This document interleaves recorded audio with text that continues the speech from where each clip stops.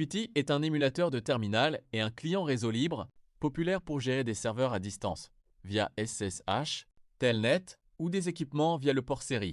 Il permet de saisir des et est couramment utilisé par les administrateurs système et développeurs. C'est un des meilleurs outils pour les techniciens réseau, mais souvent pour des fins négatives. C'est ce qu'on va voir dans cette vidéo.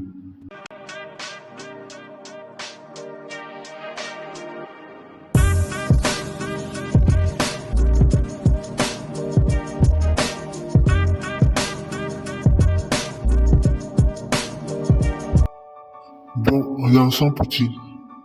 Quand vous ouvrez Putty, il y a l'option port qui sert à indiquer les numéros de port, le réseau sur lequel le logiciel doit se connecter au serveur distant. Ensuite, nous avons l'option adresse IP. C'est ici qu'on insère l'adresse de l'appareil en question pour se connecter.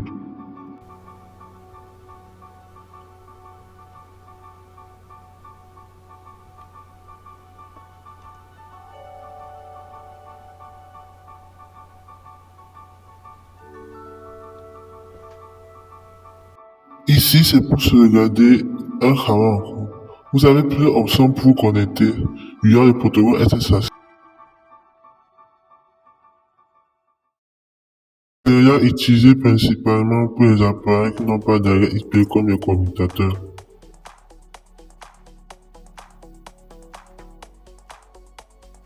Connecte directement avec un câble console, port série ou port USB. Le reste, c'est les anciens protocoles de connexion à l'instant Internet que j'ai expliqué dans un shoot. Pour notre premier projet, Capati, on va configurer des suites d'applications commutateurs. L'appareil n'ayant pas d'adresse IP, SSH ne sera pas utile. On part tout d'abord dans les gestionnaires de périphériques.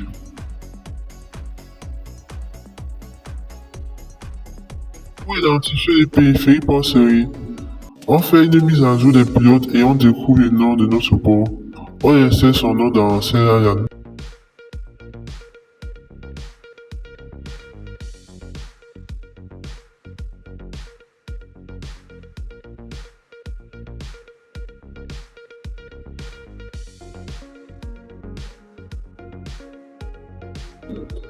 On ouvre.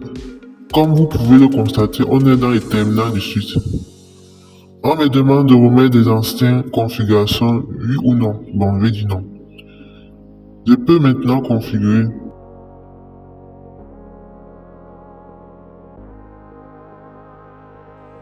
Maintenant, quand vous êtes dans les terminals, maintenant, vous pouvez configurer, vous pouvez optimiser ou même changer l'état de l'appareil.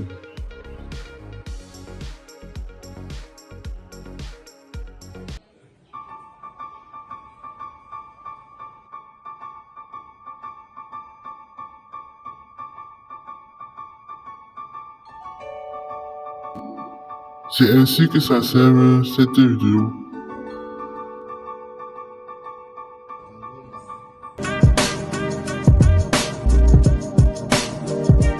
Si vous voulez plus de contenu, il suffit de liker et de vous abonner. Merci.